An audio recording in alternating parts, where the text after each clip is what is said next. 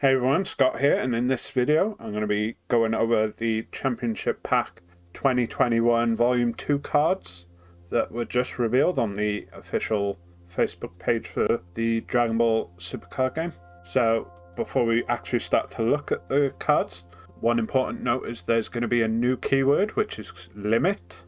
So in this instance, limit 1 means you could only use the skill once per turn across all copies of the card.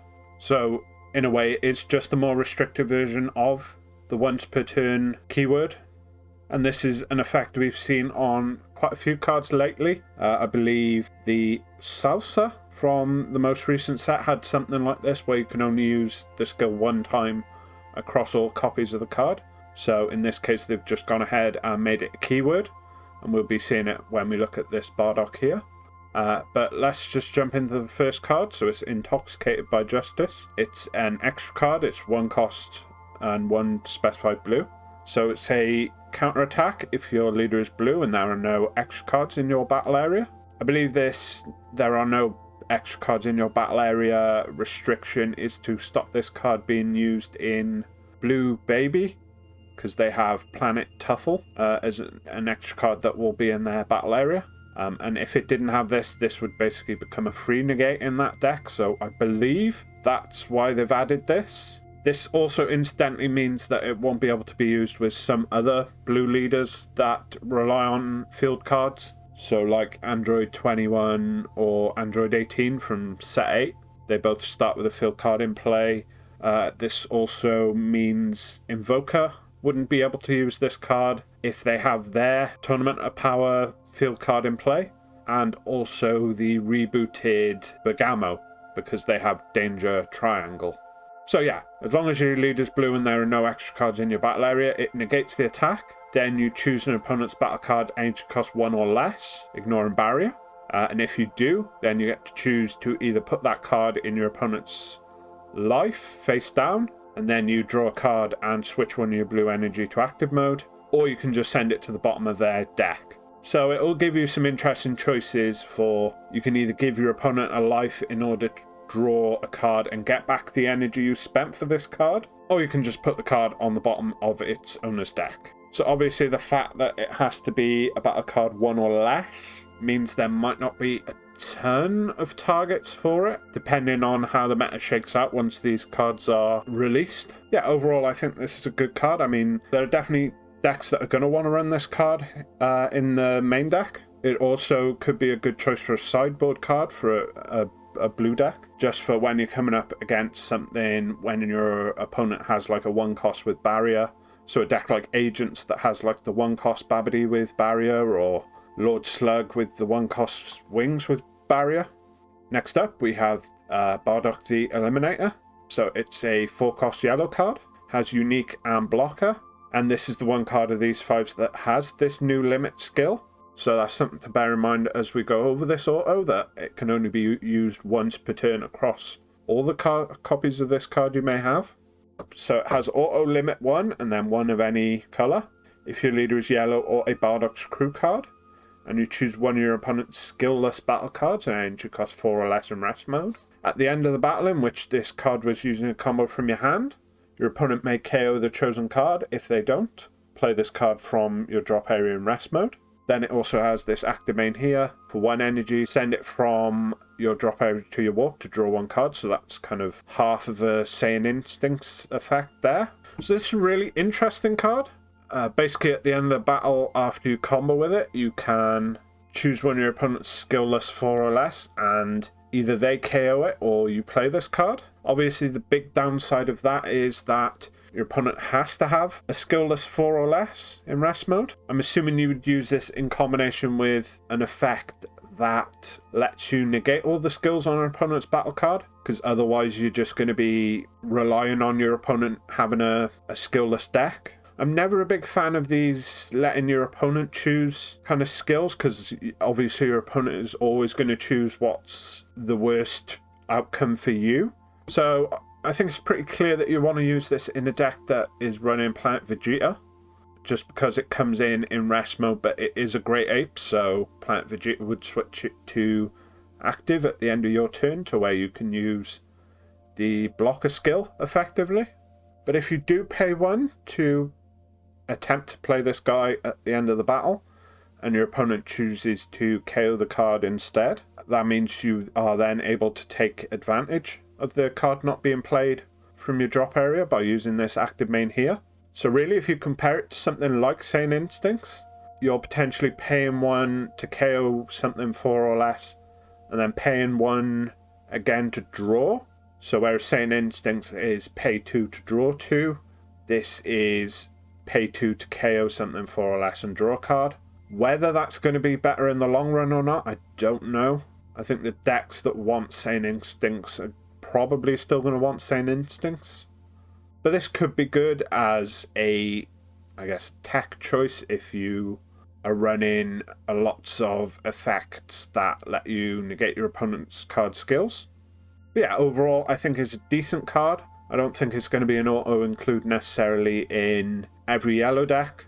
I actually could see myself experimenting with this card in Mecha Freezer, actually, because that's obviously a yellow leader that does run Planet Vegeta, and also is a deck that has multiple ways of negating your opponent's card skills for the turn, and then switch them to rest mode, with something like Cold Bloodlust and the leader's auto on the backside, or even a card like Death Blaster, which counterplays your opponent's card, negating its skills and putting it to rest mode. You could maybe even run this with like a blue-yellow Bardock's Crew build and Frost Deadly Poison. May even see some sideboard play with yellow leaders as specifically for skillless matchups, like with the new blue Gohan deck from this set. So next up we have Come Forth Shenron. It's a 4-cost extra card. It gains Desire in all areas, and then if your leader is a Shenron card, you play 1 black Shenron or Shenron BR with an energy cost of 4 or less from your drop area in rest mode. So it coming in rest mode doesn't matter because it's a Shenron which can't attack. Unfortunately, this can't be used with the new Mechacabra because it isn't a Shenron on either side, even though it does have Dark Shenron in the image on the backside. So there are 2 targets for this card. There is Shenron Figure of Majesty and Shenron Wishing Anew, I believe is the other one. Of those 2, you're probably going to want to play Figure of Majesty. It's just the better, more kind of versatile card of the 2. As long as you have Spark in 5, you can once per turn draw a card and either untap 2 energy, play a 2-cost or less battle card from your drop area, or give your leader or a battle card plus arcane critical for the turn. Those are all, I think, better than Shenron Wishing Anew, whose effect is to just KO an opponent's card, not ignoring barrier, and get back a 2 or less desire. But yeah, this card I think is going to be a pretty big buff for Wish decks, because they're all able to play this card for free off their leader skill on the backside as long as they have 4 or more energy. Whether or not this is going to be enough of a buff on its own for Wish decks to come back into the meta stands to be seen. I don't think it will be necessarily. Although maybe in combination with the next card we're going to look at, we could see one particular Wish leader make a bit of a comeback. And so we may as well move on to the next card, which is Super Saiyan Broly Evolution's Harbinger. It's a 4-cost red-green Broly BR. And so it has this first auto here, which is when it's played, you can get 2 Dragon Balls from your deck or your drop area, or 2 cards with the Dragon Ball skill, rather. So this, on its own, kind of leans it towards being a card for the Chi-Lai and Limo Wish Leader from set 6. But also, the easiest way to get this card out is with the 1-drop Green Broly BR from set 6 as well, that when it's removed by skill or KO'd, I believe, lets you get a 4-cost Broly BR. But that card itself requires a Green Freezer Army leader, so you don't necessarily have to be playing the Chi-Lai and Limo leader. You could maybe try this with the starter deck Green Broly BR leader that was released alongside set 6, and you could either just ignore this auto here, or you can maybe run something like the 4-star ball if you're going to run some skillless, or the 1-star ball to make your opponent discard some cards. But then this card also has an activate main, 1 green and 1 red if you have 3 or more energy. you choose one red Broly BR with an energy cost of 5 and evolve in your hand and evolve it on top of this card in active mode. So there are 2 targets for this skill, and I'll put them both up on the screen here. One of them is pretty new, came out this last set, and its effect basically as long as it's in rest mode.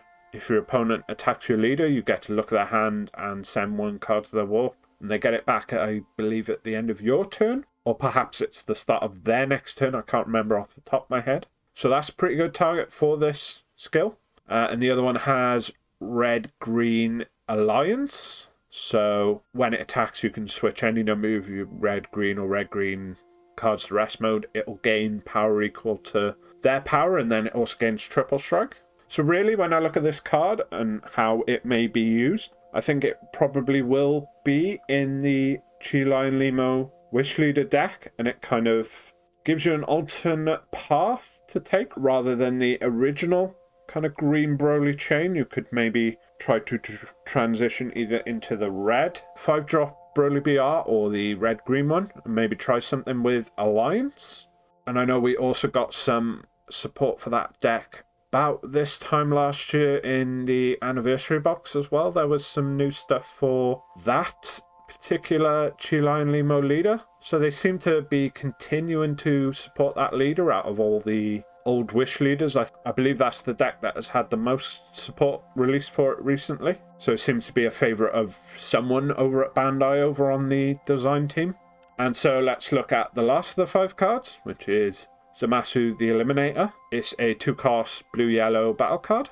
And the first thing I want to point out is this permanent here right in the middle.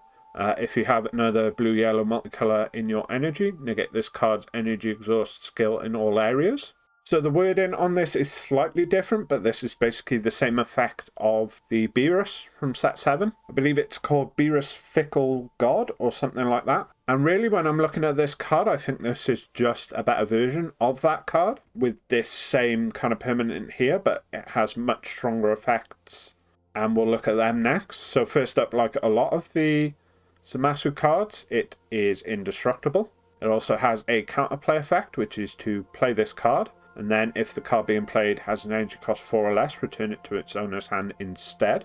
So that's a really strong effect. You're paying 2 to stop something with an energy cost of 4 or less coming into play, and by returning it to its owner's hand, they don't get any kind of autos of when it is played. So that already on its own is a really strong effect. But then also, when this card is played, you draw 1 card, then choose one of your opponent's battle cards and switch to rest mode.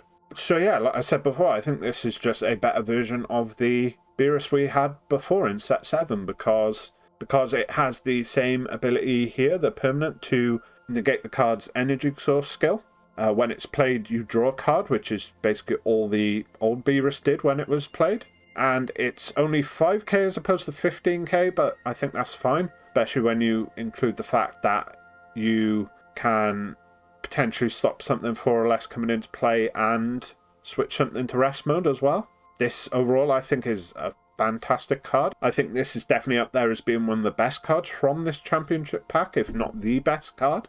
I mean, I'd say this is a better version of the Beerus. There's actually nothing stopping you from running this and the Beerus. If you want to have the ability to have up to 8 cards in your deck that can negate their own energy exhaust skill. So that would allow you to run blue-yellow a lot more consistently, with knowing that turn 2, turn 3, maybe even turn 4, you're almost certainly going to have the ability to charge a multicolor in active mode, especially for decks like I think the set 7 Zamasu and Goku Black Leader let you look at the top 5, is it? And get either a Zamasu or Goku Black, so you can even search this guy out. So then that deck definitely has a way of getting a, like I say, a blue-yellow energy in active mode.